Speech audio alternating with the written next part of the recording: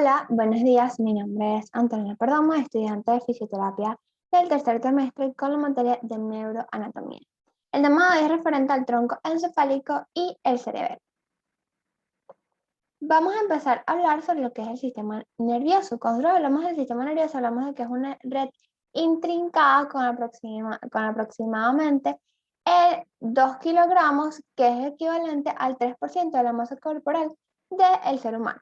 Cuando nosotros hablamos del sistema nervioso, hablamos de que es un sistema bastante complejo y completo de nuestro organismo. Esto lo vamos a dividir en un sistema nervioso central, que es el que está conformado por el encéfalo y la médula espinal, que realiza actividades superiores como lo es, las emociones, la contracción de la corteza cerebral y las glándulas salivales.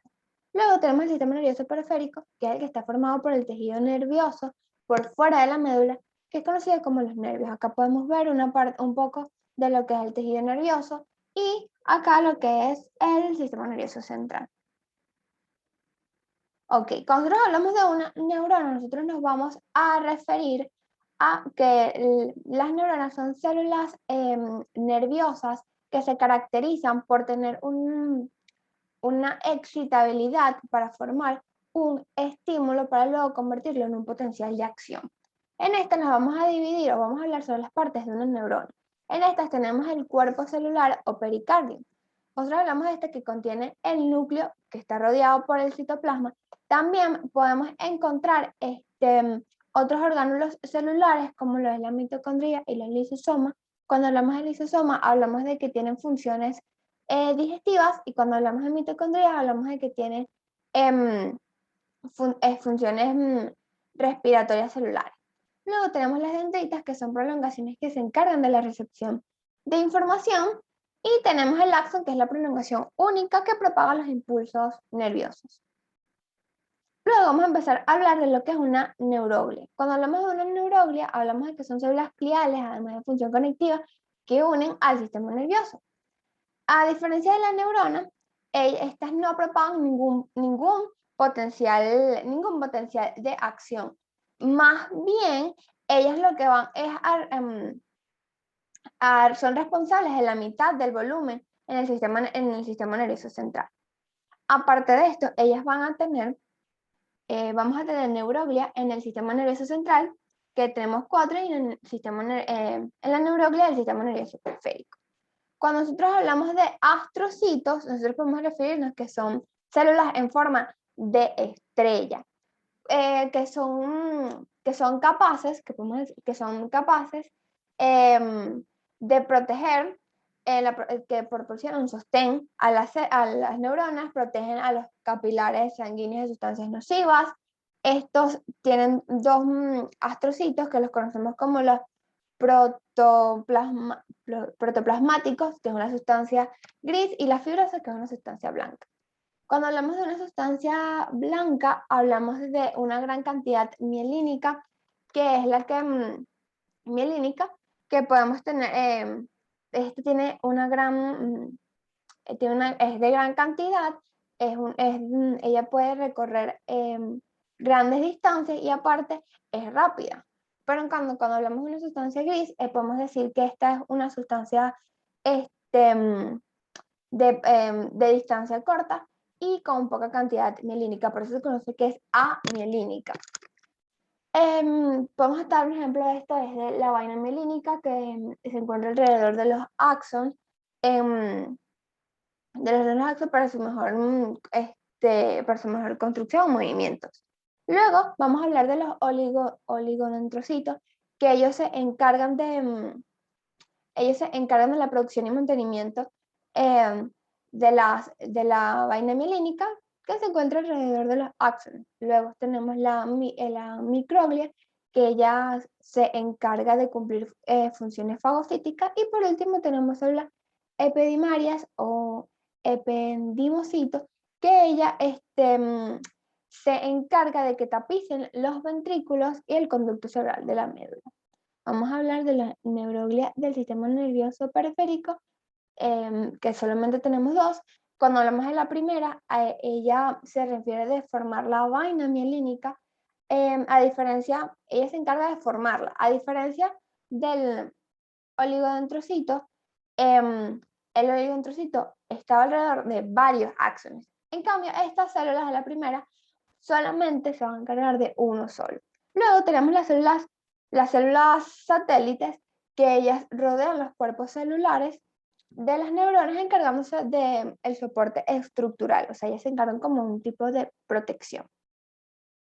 Acá podemos ver, acá las células satélites, podemos ver que son estas blancas, vemos que ellas están como protegiendo. Aquí podemos ver las primeras células del sistema nervioso periférico.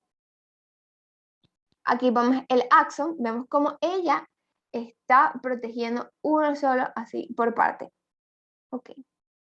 Hablamos de la sinapsis eléctrica, que es la que transmite directamente entre las membranas plasmáticas. Esta es la más común. Luego tenemos una sinapsis química, que produce transferencia de una neurona presináptica a una postsináptica. Ahora nos vamos a referir al encéfalo. Cuando nosotros hablamos sobre el encéfalo o el tronco encefálico, se encuentra dentro del cráneo y lleva funciones como emociones, memoria, creatividad dentro del compartimiento, entre otras. Aquí podemos ver el tronco o tallo encefálico, que está compuesto por el mesencéfalo, el puente, el bulbo raquídeo, el cerebelo, el cerebro y el encéfalo. Cuando nosotros hablamos del encéfalo, él se va a referir al desarrollo del encéfalo. Vamos a encontrar lo que son las vesículas encefálicas primarias. Vamos a encontrar acá, cuando hablamos de esto, encontramos sobre el prosencéfalo, que es el cerebro anterior, el mesencéfalo, el cerebro medio, y el romboencéfalo, el cerebro posterior. Este se va a seguir desarrollando y va a formar las vesículas encefálicas secundarias, junto con las paredes y cavidades. Acá podemos ver el prosencéfalo se va a dividir en telencéfalo y en diencéfalo. Luego, el mesencéfalo seguirá siendo mesencéfalo, igual, y el romboencéfalo se divide en metencéfalo y milencéfalo. Luego, vamos a hablar sobre las paredes. Las paredes es lo que podemos ver, esta partecita azul que se encuentra aquí. Podemos hablar de los hemisferios cerebrales, que es la primera parte que tenemos aquí. Hablamos sobre el tálamo, el epitálamo y el hipotálamo. Luego tenemos el mesencéfalo, que el mesencéfalo seguirá siendo igual. Y por último, hablamos del rombo cefálico con sus dos divisiones, que va a estar compuesto por el cerebelo, el puente y el bulbo raquídeo. Y al final vamos a hablar sobre acá, por acá va a pasar la médula espinal, que es lo que conocemos como la cavidad, o sea, lo que está por dentro, y ella se va a dividir en ventrículos laterales, en tercer ventrículo, se va a dividir también en una porción superior del cuarto ventrículo, superior, superior e inferior, y vamos a tener también el acueducto cerebral o mesencéfalo. Ok. Bueno, hablamos también de lo que es las cubiertas de protectoras del encéfalo. Estas se encargan de proteger en el cerebro junto con las meninges, que son tejidos nerviosos. Estas meninges van a tener dos capas y una capa en la médula espinal. Estas se van a formar por la dura madre, que es la primera capa. Luego vamos a tener la aracnoides, que es la capa intermedia, que está compuesta por el líquido cefalorraquídeo. Y la tercera capa, que es la más profunda, que es la que está con contacto con el cerebro, es la pía madre. Ok, luego vamos a seguir hablando acá lo que es el tronco o tallo encefálico. Cuando nosotros hablamos del tronco o tallo encefálico, como dice acá, el tronco del encéfalo transmite señales entre el encéfalo y la médula espinal y maneja las funciones involuntarias básicas. Lo que es el tronco del encéfalo conecta la médula espinal con los centros de pensamiento superior del encéfalo. Consta de tres estructuras: el bulbo raquídeo, la protuberancia y el cerebro medio. Acá lo podemos ver un poquito en esta parte roja que se ve acá. Ok, esto, una lesión en esta parte en el tronco o tallo encefálico puede ocasionarnos, una difusión de movimientos motrices y sensitivos, ya que este tiene tractos nerviosos y varios núcleos.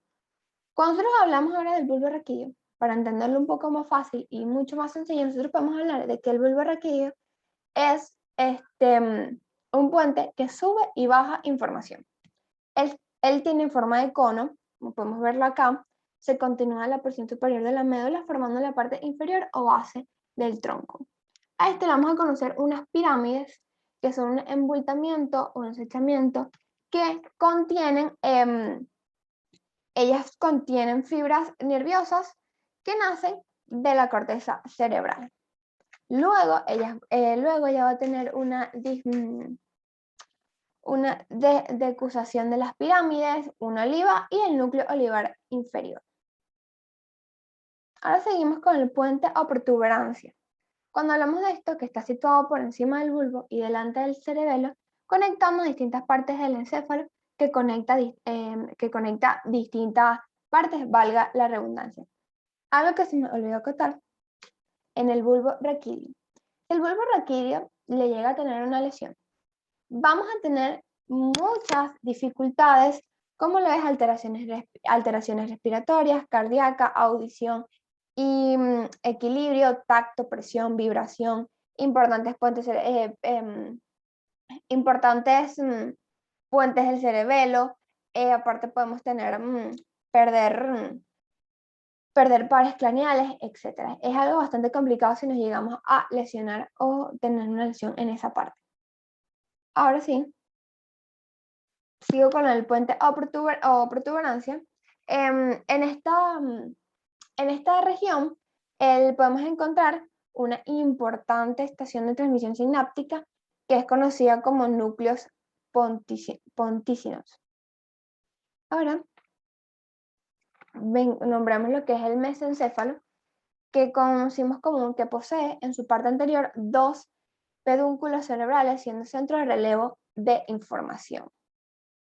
Cuando nosotros hablamos de del mesencéfalo, él, además de poseer una relación con pares craneales como lo es el 3 y el cuarto.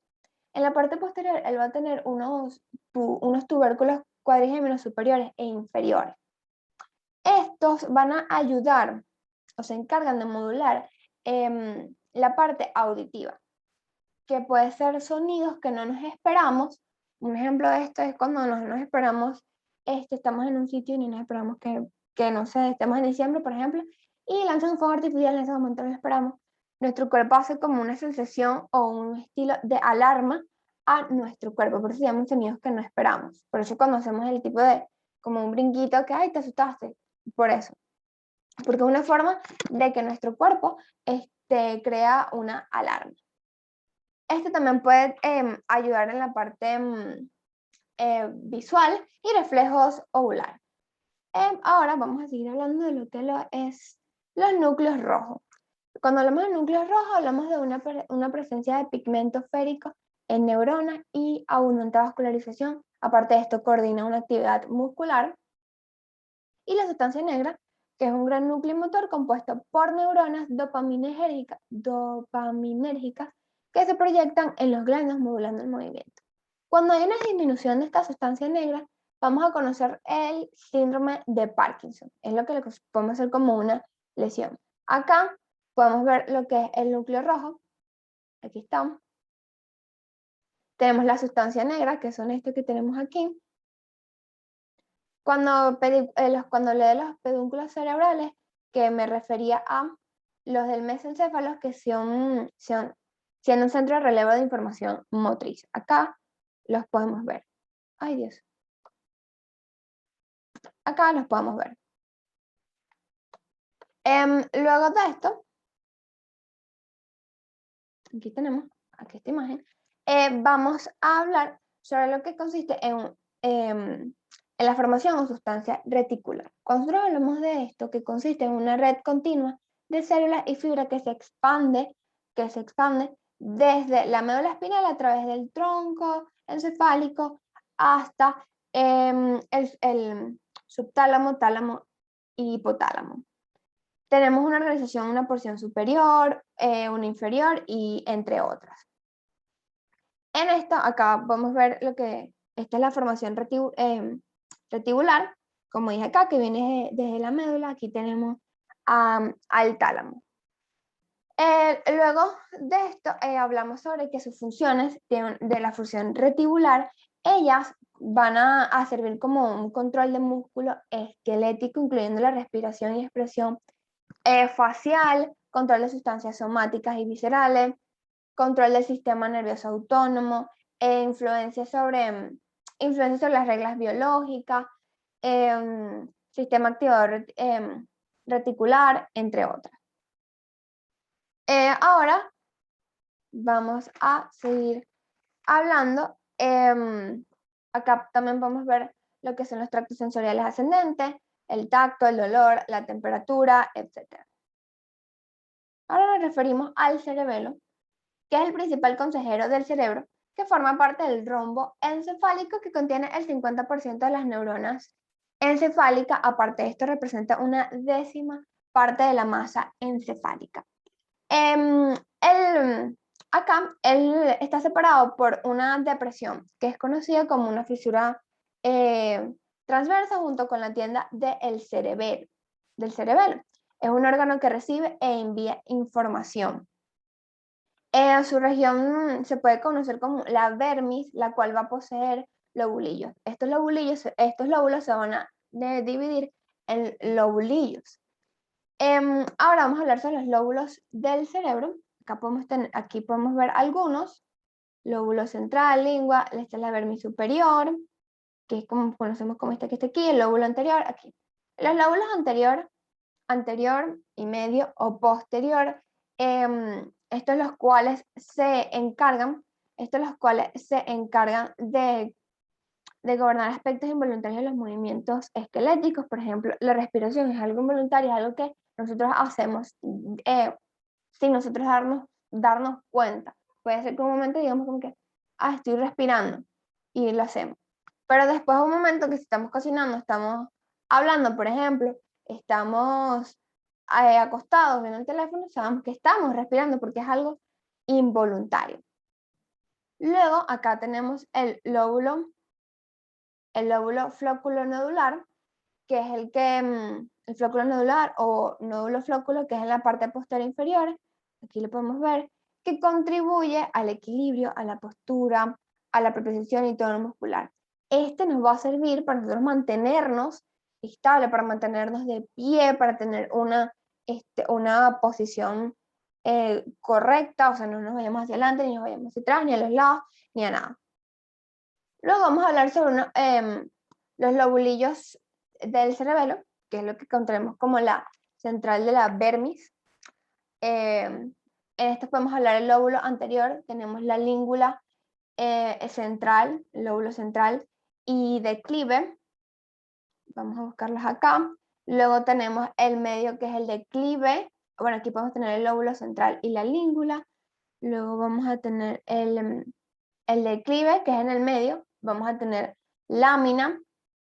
Aquí está, lámina, tuber, pirámide y úvula. Aquí las podemos ver, como están seleccionados. Y en el flóculo nodular, el nódulo. Luego vamos a tener lateral o hemisferios cerebelosos.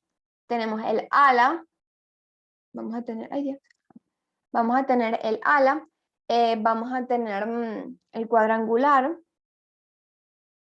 Tenemos el simple, el semilunar. Voy a dejar aquí un poquito. El semilunar inferior, que lo podemos ver aquí.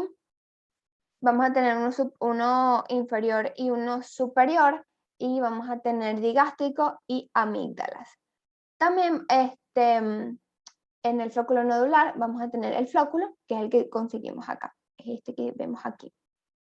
Las capas del cerebelo, cuando nosotros hablamos de las capas del cerebelo, es una sustancia gris de la corteza cerebral. Esta va a tener una extensión que se divide en capa molecular externa, que es la que está compuesta por las células estrelladas en cestas. Tenemos la capa de las células de Purkinje, que son las células de Purkinje, que es la capa intermedia, y luego tenemos la última, que es la más profunda, que es la capa granulosa, es la interna, que son las células granulosas o células de Golgi, o células de Golgi. Acá podemos ver unas partes de lo que conocemos acá. Ahora vamos a hablar de los núcleos que tenemos del cerebelo. El núcleo del fatigo, esto no creo que no los tengo acá. Hablamos del núcleo del fatigo, que está ubicado a nivel de la vermis. Luego tenemos lo que es el núcleo globoso, el emboliforme y el dentado. Cuando hablamos de tipos de cerebelo, encontramos el vestíbulo cerebelo o archicerebelo, que es el que comprende el lóbulo flóculo nodular, que estabiliza la postura y coordina marcha y equilibrio, además de influir en los movimientos oculares, ¿verdad? Vamos a tenerlo acá. Oculares. También hablamos del espinocerebeloso o perocerebeloso, que podemos hablar que comprende con la corteza de la vermis y núcleo fatigal, interviene en el control de postura y tono muscular, en la locomoción de movimientos voluntarios, asimismo interviene en control de movimientos oculares y cabeza. Podemos hablar de eso también, de que cuando estamos leyendo algo, por ejemplo, nos sirve para solamente cuando queremos mover la parte del ojo, o si lo hacemos completamente con la cabeza y el ojo, hacemos este tipo de movimiento cuando estamos leyendo.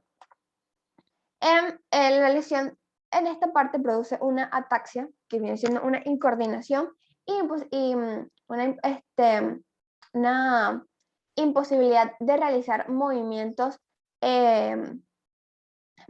rápidos y sucesivos, que pueden ser de músculos agonistas y antagonistas. Aparte de esto, tenemos el cerebelo, neocerebelo, que comprende ambos hemisferios. Podemos comprender ambos hemisferios. Aparte de eso, actúa en planificación motora y estimulación de errores en cantidades de la ejecución.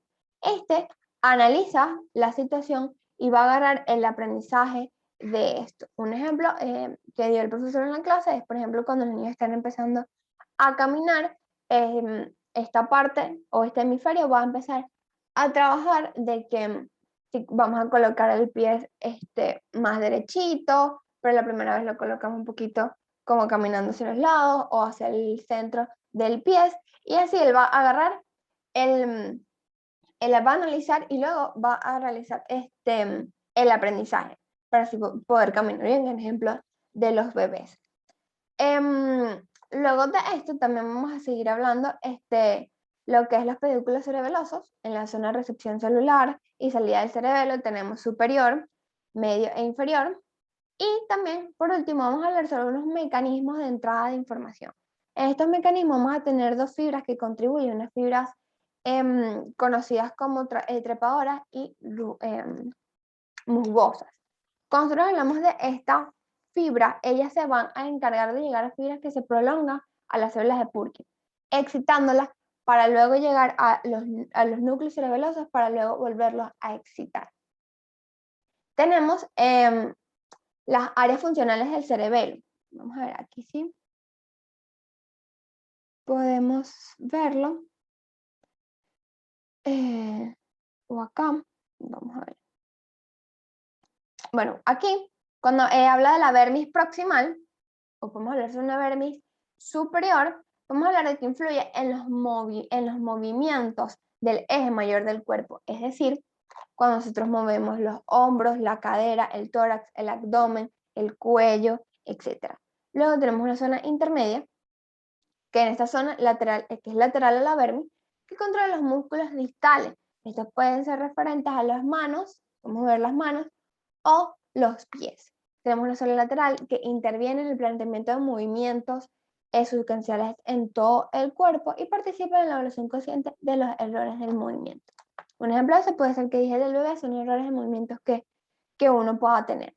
Y tenemos función macro o modo del cerebelo. Un movimiento se inicia y luego se evalúa y lleva a cabo un movimiento iniciado en las áreas. Si este se ejecuta incorrectamente, se va a detectar la anomalía y se va a enviar la información. Se va a enviar la información motora de la corteza cerebral y va a corregir el problema. Aparte de esto, regula la postura, el equilibrio, afina y coordina los movimientos y además de secuencias complejas. Acá podemos ver en otras partes, aquí podemos mostrar varias, aquí tenemos la protuberancia, tenemos el nódulo, aquí tenemos la amígdala, la corteza, la pirámide, el hemisferio cerebeloso, aquí tenemos la lámina, declive, el lobulillo central, la língula, aquí, la úvula, que son las que nombré anteriormente. Acá podemos ver también, esta es como tenemos la corteza cerebral, que es lo que hablamos, el tálamo, el tronco encefálico, el cerebelo, la médula espinal, que es donde van a ir bastantes informaciones para la corteza cerebral. Así que hasta aquí llegó el tema. Muchísimas gracias.